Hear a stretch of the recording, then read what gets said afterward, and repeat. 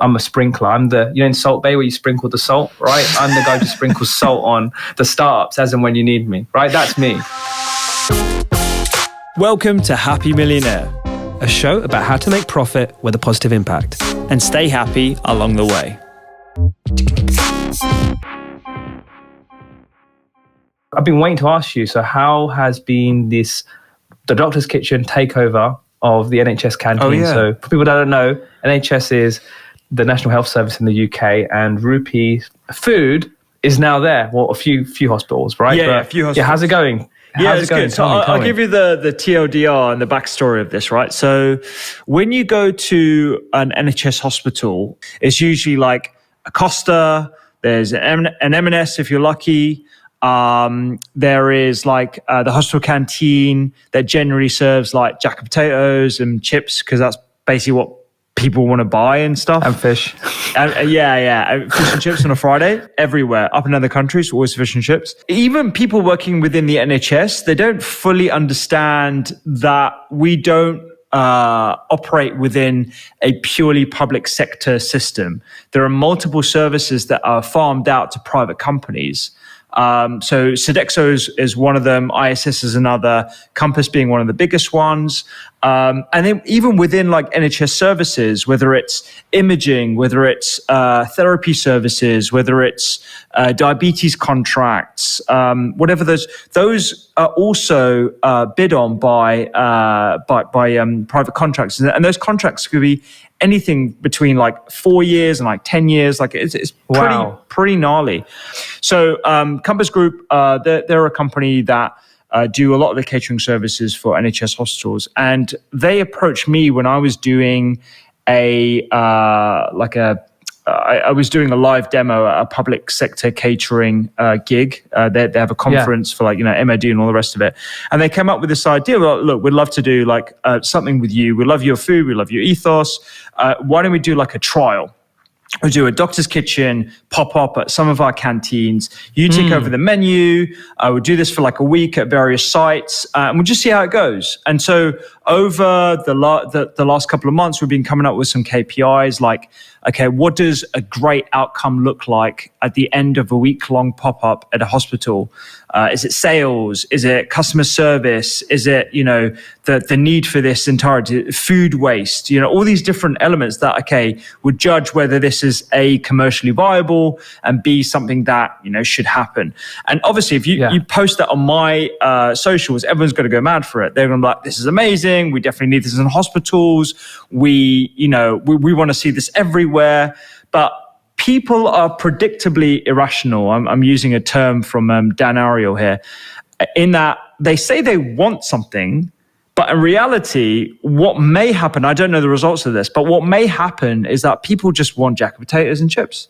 Because and that is essentially what the common denominator is across all these different sites. If people didn't want that, people wouldn't buy it. That's one argument anyway.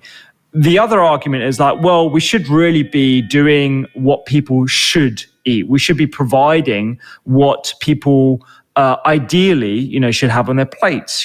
Particularly in a hospital setting, we should be creating a culture of healthy eating.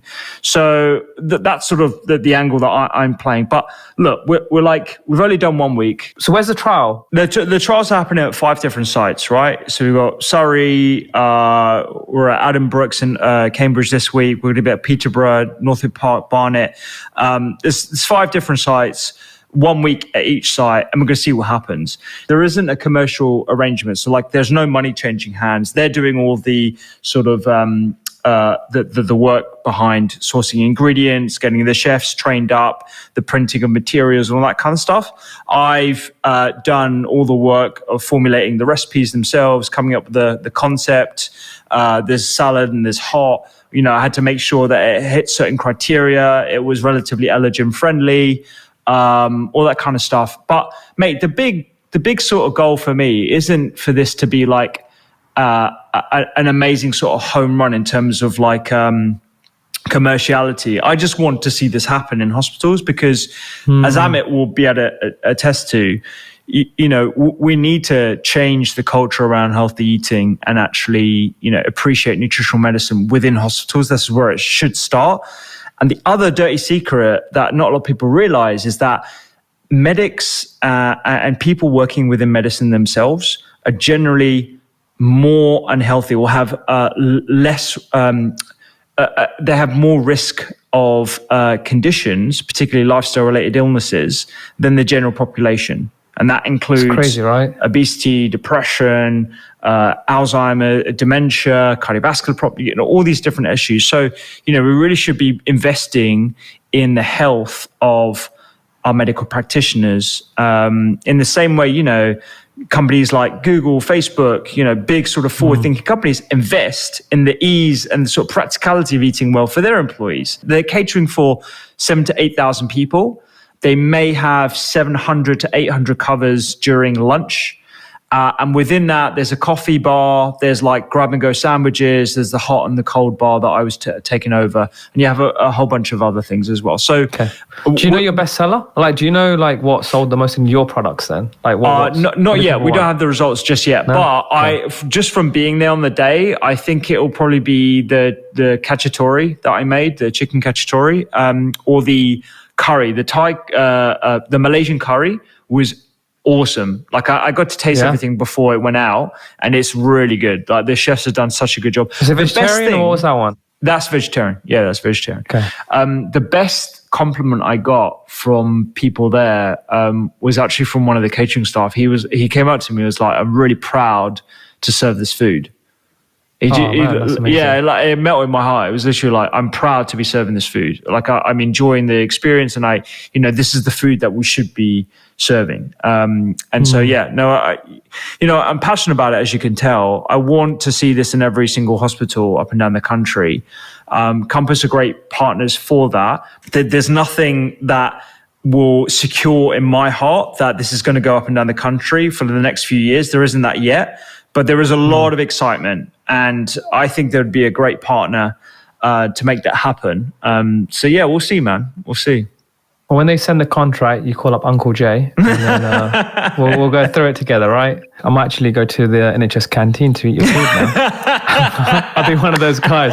If I do, I'll take loads of Instagram posts and videos too, don't worry. I wanted to put something to you, actually. This is what I was calling. I tried calling you on Friday. I was having like some shower thoughts whilst I was walking my dog.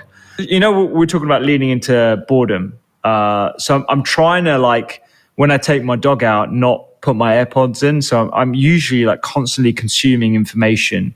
I'm a bit like Amit in that, our producer Amit, in that he's always trying to optimize as much information as he's getting, like putting things on 2-speed, AirPods wherever he goes. Like sometimes you need to have a bit of break from that, right? And so when I walk my dog, perfect sort of example of having a break from it. And what you realize is that you have these like shower thoughts. So thoughts when you're bored, and actually your brain sort of just, conjures up ideas, and that's creative side.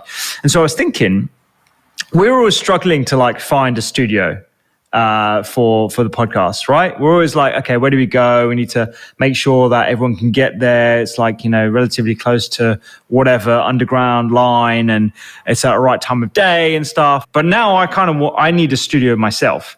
So I need a kitchen that I can film in regularly. I need to have a space for one or two of the staff that need to drop in, almost like a co-working space. So I was thinking... So is this the moment you go, let's go to Jay's apartment and just use that? Yeah. No. I think we need to get our own studio, and it could be anywhere. It could just be like... I love the way you got this massive business. We've got this little petty pod, and we're now part of your... Is this the way you're pitching me? Because I'm the budget holder. You're like... No, I've been thinking about... I've been thinking about buying a studio myself anyway. And I was like, if you want in... Let's have that conversation now. You don't necessarily need to buy it with me. I'm not don't worry about buying it. You've got enough stuff going on, and I want you to invest in my other company. But what I could do is get a studio that's relatively central for all of us, and that's where we could do the pod. And that means we can just drop in, to do it whenever, weekends. I think it's a good shout. I know some people who listen to podcasts, they don't realize actually finding a studio is so bloody hard. It's expensive. And yeah, it's just, and there's not that many, weirdly. There's not that many. Man, look, right now in the markets, it's so hard to get any return. So if it makes sense, mate, I think it's an investment deal. I'm investing in you technically because you're going to hold this. I think it's a great investment. Exactly. So a lot of people are asking me, like, obviously now I've built a few companies. I guess I'm a bit more on social media now. Like the question I always get is just like, what differentiates you? Like, what is so special about you, right? It's just one of those constant repetitive questions. And it's quite a weird one to answer because I want to try to give some value and I want to try to give some real insights to what magic have I got, right? Honestly, it's not that much. There's a few things, but there's one thing that's actually a bit unique. And I think if people have listened to some earlier episodes of the podcast, they may have heard the story about my dad, and he used to buy the rich list. And, when I was like the ages of like 7, 8, 9, 10, 11, I'd have to sit with him in the house and go through this rich list. That was his like that was his passion, right? I was like his business buddy, and I would sit next to him and I'd go through this rich list. And I know that was like the first time, I think it was when I was 11, I recognized the pattern. Like everyone on the rich list was an entrepreneur. So that moment, that was the seed planter for me being an entrepreneur. So that was the first time that I recognized the pattern. And I was like, wow, this is quite powerful. The next time, which is, and you're going to laugh, is, do you ever get that magazine, Reader's Digest? Did you remember it? Reader's Digest is like a small little booklet. But I've never I don't think I've ever read it. Yeah. But I do know what you mean, yeah. Right, I read it a few times, but one time I read it, I actually learned something really fascinating. It's actually about Will Smith. Now, I know like people are, back and forth about him right now, and I don't really want to get into the whole Oscar thing, right? But one thing he said in there was really interesting. So I think it was in 1995, he basically said it out there to the universe. He goes, I want to be the greatest actor of all time. Like that was what he wanted to do. He wanted to be the greatest actor. So what he did was he teamed up with one of his buddies who was like this analytics person. And they basically studied all the greatest films ever made up until that day. I think it was like 1994. And he studied every single film. And he realized a pattern. Out of the top 10 films, right, from that period from, before 1994, 10 out of 10 of them were sci-fi movies, right? So that was pattern one. Pattern sci-fi two movies. was, sci-fi movies. Right? I wouldn't have guessed that. I would have thought so think of like Aliens. Think of Jaws, like I think. So it's like, it was essentially like sci-fi, right? Wow. Something a bit, different. Second, 9 out of 10 had some form of creature in there. So there's some form of creature. So think of me like Ghostbusters. I can't remember what the 10 were, but like I know Aliens is in there, right? So 9 out of 10 had some form of creature, right? And then 8 out of 10 had some love story. So so those were the three things he recognized, right? So sci-fi, creatures, and love story. And then he basically just took that information, and then bang, Men in Black came out. Bang, Independence Day came out. Like, I feel he chose the scripts that essentially hit those three buckets, or was helping in influencing those three parts. But essentially, as you guys know, Will Smith had probably the craziest run of all time in Hollywood. He outshined Brad Pitt, Tom Hanks. Like, these were the legends, the icons of acting in that era, and he just destroyed them. I'm being honest. He was the highest paid actor. Yes, he had some misses like Wild Wild West and some other ones. But if you look at the wins, the wins were huge, right? And that was, again, another moment where I was like, wow, that's a pattern. Like that, I realized. So he basically worked out the pattern for his success. I remember I was blown away. I was literally blown away when I read that story.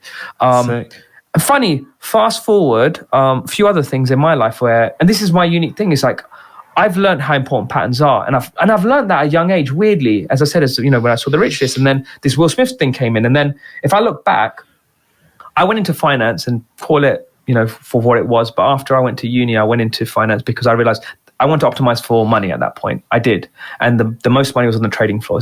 It's crazy when you're 21, you can make six figures, right? That's mental, right? And there's nowhere else. There's hardly any others. So I optimized for money, right? And then afterwards, I realized I wanted to optimize for my future, right? And that's when I realized an entrepreneurship life I felt would be more fulfilling than me being in the corporate job, because I realized I recognized the pattern. If you go into a corporate job, you're working your way to the top, but you're going to still be working like crazy hours. I don't care. I've seen whether you're a director or a managing director, you're working crazy hours, and you cap out as well how much money you can make. You don't, so I realized this wasn't that exciting, and you're working crazy hard on stuff that maybe you're not even passionate about.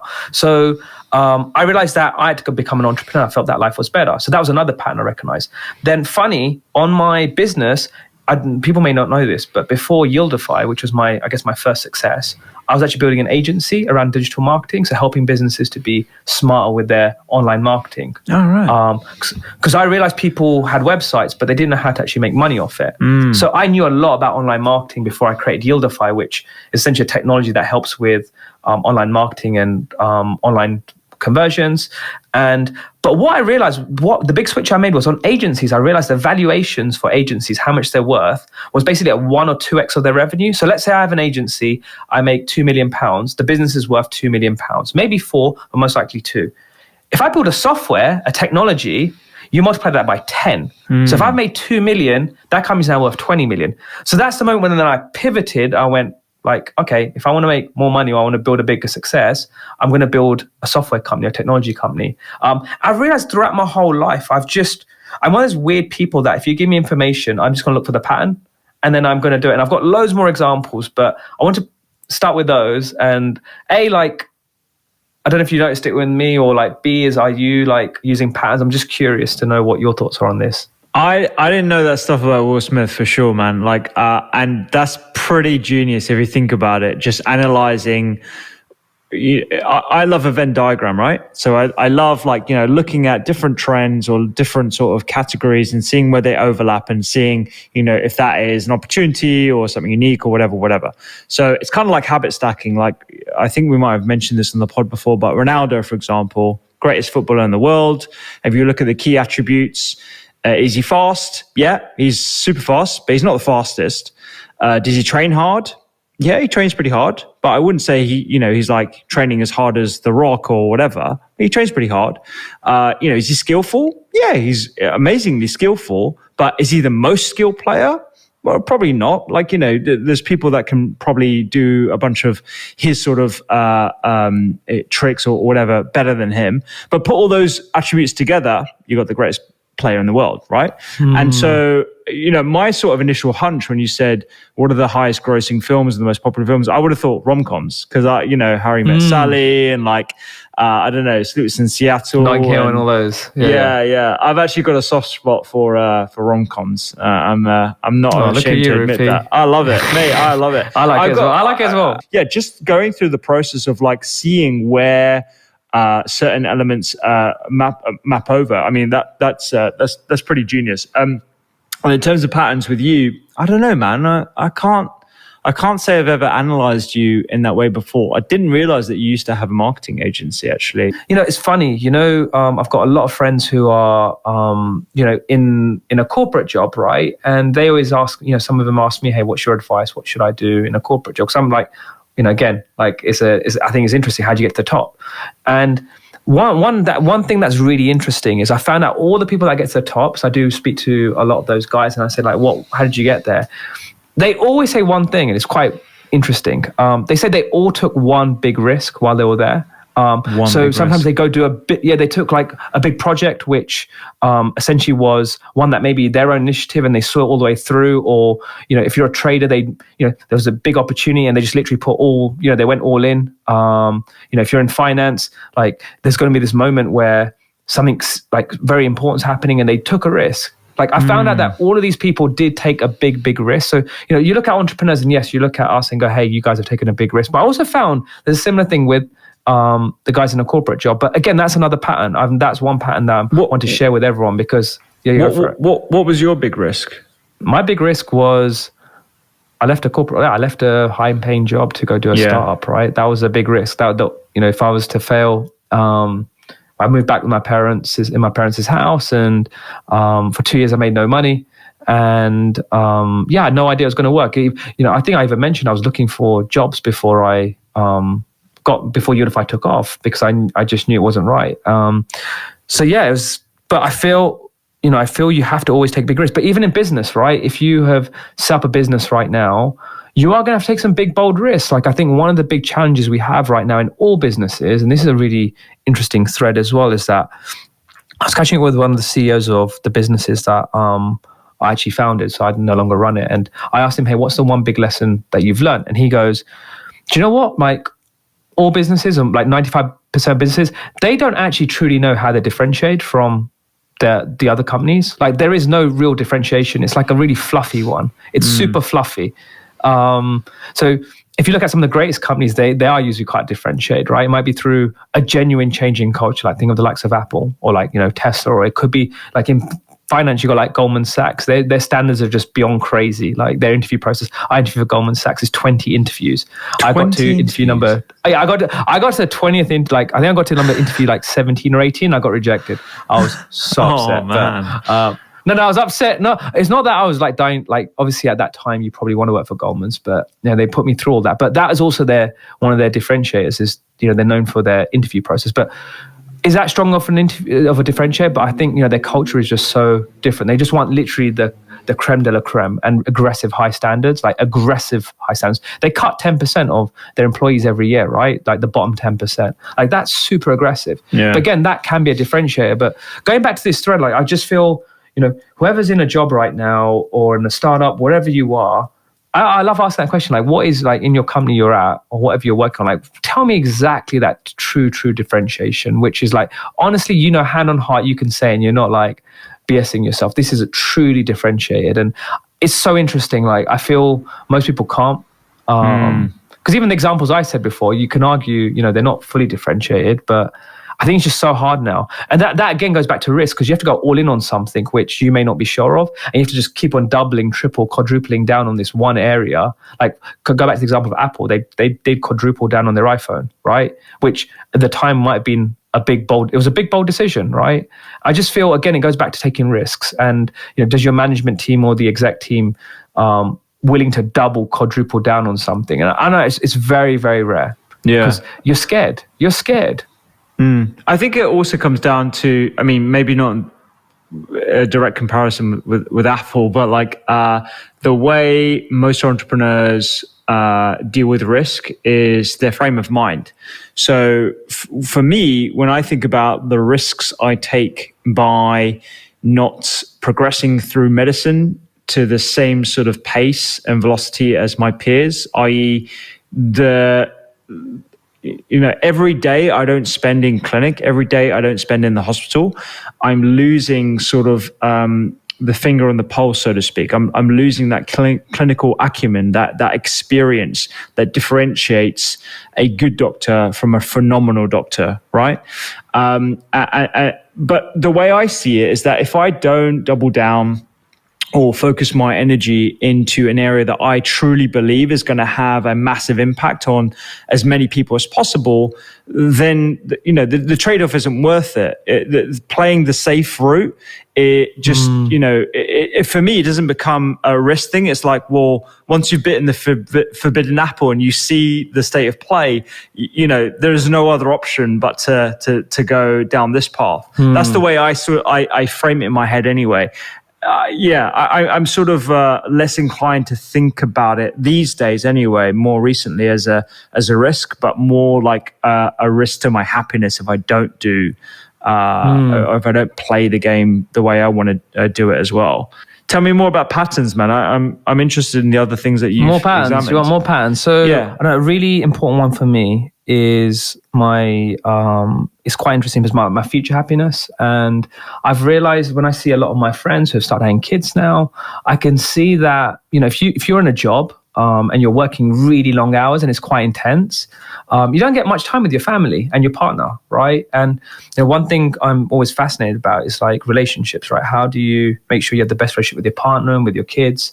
And the number one reason why like your relationships sometimes don't work out with your partner is actually they didn't spend much time together while having kids. Actually, it's a huge time where it separates, because the studies out there that in the first few years, men don't actually have a big connection to the child. They don't have that innate, child connection as much as women. So sometimes what happens is guys start feeling really insecure, and because they're like, hey, how comes the mother's got such incredible connection with the child and I don't? And they start feeling really insecure, and they actually start separating from the two. And this is the moment when sometimes the woman has to bring the guy into the pack, or the guy's just self-aware. And it just made me realize that you have to have time to do this. And I'm just thinking as well of like, as your child's evolving and growing, like I really want to be there. Like, I know I haven't got kids, but I'm just future thinking, right? As just preparation for the future. So I'm just trying to make sure that with my life, I'm not stuck. So you probably know this, but my calendar's pretty empty and stuff comes in as and when. It's not that crazy packed. Sometimes it is if I've got something serious going on, like, I'm selling a company or I'm raising money, but generally it's quite open. And so that is, again, so I've realized, what the pattern is just the happiness for the future. I've realized the happiest people I know, they are not working crazy hours. They're just having a fulfilled life. And even goes back to that, I think we mentioned before on the story of the deathbed, what's the number one big regret everyone has before they die, is that they work too hard. And I'm aware of that. I put myself in this position where I don't have to work that hard, or I don't have to work crazy hours. No company really needs me. I'm a sprinkler. I'm the, in Salt Bay where you sprinkle the salt, right? I'm the guy who sprinkles salt on the startups as and when you need me, right? That's me. But yeah, so that was another pattern I recognize. You like that one? I've got more stories about that one, but yeah. What was the pattern? Oh, the happiness one. Yeah. I mean, from a selfish point of view, I've been thinking about this quite a bit. Obviously, being married now and all the rest of it. I don't think I can go back to working I think Naval talks about this in his 2018 viral tweet or whatever. Work like a lion, not like a cow. A cow is there, grazing all day long, just moving around. Whereas a lion will sprint and get his kill and then spend the rest of the time chilling, just conserving energy, being lost with his thoughts and all the rest of it until he can do something big again. And yeah, I've just been thinking about that through the perspective of where I want to be when it comes to starting a family and all the rest of it. And from selfish reasons, then yeah, absolutely. I don't think I could ever go back into full-time medicine. And the other thing, we must have talked about it on the other podcast, but the whole 4-day work thing, I'm very, very bullish on. I believe it's almost particularly in a day and age where we have computers and soon to have robots that will do most of the tasks of daily living. It should be inevitable that we get to a 4-day work week. And people might have some thoughts on this, but Andrew Yang bringing to the mainstream this idea of universal basic income, something that's been percolating for many decades amongst... Who's that dude then? What's his background? Andrew Yang was one of the presidential candidates in, I think it was 2016. He was on the Joe Rogan podcast. Okay. He's a math guy. I think his slogan was I love math. I generally thought he was pretty refreshing. And the fact that he was even willing to go on a podcast like Joe Rogan's and actually have a one-on-one discussion with someone who's probably right of center or very right of center, I thought was great because he comes from a Democratic background. But anyway, yeah, his idea, not his idea, but his sort of a message of giving everyone I think it was $1,000 or $2,000 every month as a way to increase revenue and increase creativity and increase sort of happiness levels. I thought was super interesting. And I think now, particularly in a post-pandemic world, this idea of universal basic income is going to become pretty mainstream. I actually had one of the professors, a guy standing on my podcast talking about universal basic income. He's done a whole bunch of real world studies in India. And he points to a bunch of studies from the Nordic countries as well. But I think it comes down to culture. But it's such a huge shift, though. It's huge. It's gigantic shift. Yeah, going massive. from receiving zero, well, technically receive maybe some benefenits, but to that much. We live in a country that actually has a lot of benefits, but they're not realized monetarily. They're realized in terms of our services. So the fact that if you break your arm, you walk into any NHS hospital in the country, and you'll be sorted out near immediately because it's likely going to be an emergency, or you might have to wait a few hours or whatever. But you'll definitely get some payment. You get some pain relief in the meantime. And if you needed a surgery to repair your ligament or whatever permanent damage you might have ascertained, you get that. Whereas in America, mate, you're effed. Like, it's a whole, it's crazy. But that culture is embedded in American citizens. They think that's normal, whereas we think that's completely foreign. So this whole idea of universal basic income is very foreign to us. But then again, we're coming from a right-leaning society, whereas in the Nordic countries where you pay a huge amount in taxes, but you get the benefit of like an amazing educational system, an amazing national health service, and all the rest of it. It's like the norm. So I don't know. I think it can be changed, and I think it's key to happiness. I'm just intrigued to see what happens. There's a lot of economics behind it to show that it will increase happiness. So I'm intrigued, and I do think that this era, this decade, we'll see a lot more entrepreneurs because they start recognizing this pattern that I've recognized and said, hey, look, I want to fulfill. Like, because you can have a lifestyle business, right? And that's enough. Or I believe we're going to get more consultants, so people maybe leaving their job and setting up their own like agency or their own consultancy, so then they can just work when they want. Because, you know, when you look at the day rates of for things you can get, it's sometimes a lot more than your salary. My dad was a farm boy. He comes here, he barely speaks English. He starts his company. He has to attract customers. He's got to deal with suppliers. He's got to obviously deal with the, you know, undertone of racism with anyone like living in and working in London. You know, he wears a turban. He's got to like figure out like a new system, a new banking system. You can't do things like how you do in India, let alone in the Pind, like in the village. So like, I couldn't do that. Like, imagine me I can't even imagine going to somewhere like Spain and setting up a shop. Do you know what I mean? Like, I speak a little bit of Spanish. We should do that. Have Millionaire goes to, because it gives us an excuse to go on holiday, right? We'll go to like somewhere like Amsterdam and yeah, maybe not Marbella because they will speak English there. Mykonos, let's go to Mykonos. Mykonos. We got to make £1,000 in one day. That'd be so fun.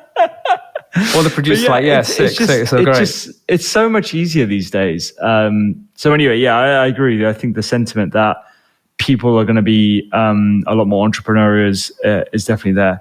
All right, let's wrap up. Should bring our buddy Amit for 2 minutes. Let's go for it, buddy. Okay, so the ones that I really liked was about pattern finding, and I was thinking how people go wrong on this. So like they might set goals. So lots of people maybe have aspirations to be an entrepreneur or like or to do something else, but they don't have a strategy for it. So it's almost like setting goals is you're finding out what you want, but then you also need to know what works in the real world. So you need to see the patterns and develop a strategy for actually bringing that vision into fruition. Yeah, 100%. You need to know the vision, and then you work backwards what the future looks like, and then you take action, essentially. So yeah. Yeah, because I was even thinking with some people, they only do the second part, which is they see what works in the world. And Will Smith's probably, like, I think he probably does both, but some comedians they only look at what works and then they lose authenticity. But then if you have the authentic part as well, then it seems to work well. In terms of the one big risk, so sometimes I think when you say risk, people miss the thing which enables the risk, which is insight. So you can't just take a risk. You actually need to see like a hidden truth. So a good example would actually be Rupy, who saw, he had an insight into food as medicine, and he paired that with a risk. If you just did like a risk without insight, that's not really going to work. But when you have the risk with the insight, that could potentially work. And then there was also this element of doubling down on who you are, because when you're authentic and you keep going with it, it doesn't really feel like a risk, because you're sort of going with the current of yourself, with nature, and it becomes easier than, say, if you're in a job that you don't like. And then in terms of the NHS canteen, the thing I found really interesting was something you Rupy mentioned about like contracts and money not changing hands, and there's this perception that the payment is exposure, and it just got me thinking that, like, if you're in the finance type world or in business, like people, you can easily just say, look, my goal is to make money, and no one will judge you for it. But if you're someone who's in the business of trying to make a positive impact, there's all these pulls on you to be like, oh, you should be doing it for free, or you should be doing it for the greater good. And people that really suffer with that, I think, are like doctors working in the NHS. And there's almost like a cultural martyrdom sometimes that because you want to do good, you shouldn't make any profit. And this is actually, like, if you look into it, a problem that charities face, because a lot of charities, they start off with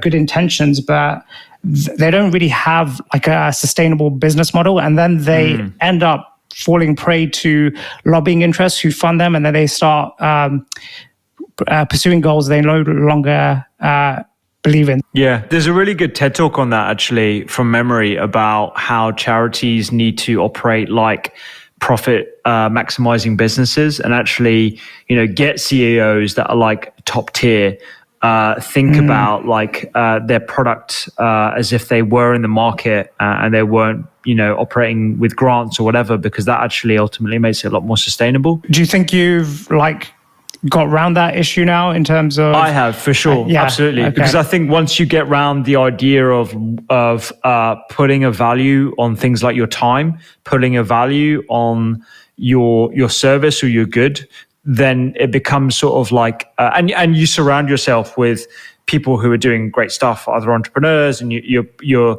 throwing yourself into that mix. It becomes a lot easier to see actually what your true worth is. And I think that's why the tyranny of like the 9 to 5, as it's called in some circles, becomes the bigger risk to someone like me than doing it other way. And the irony is, I probably work harder. I probably don't work anything like a lion right now, but I feel like I'm a lion. But yeah, I've got a long way to go. First step. Yeah.